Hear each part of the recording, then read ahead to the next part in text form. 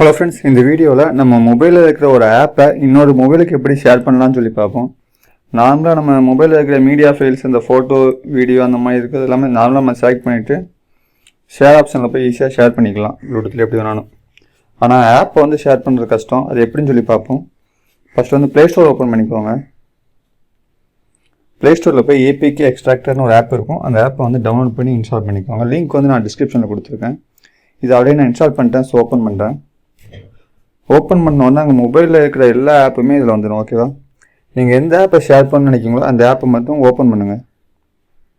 Okay, இப்போ ஒரு app நான் ஓப்பன் பண்ணியிருக்கேன். எக்ஸ் ரெக்கார்டர் இருக்கா, அதை கிளிக் பண்ணேன்.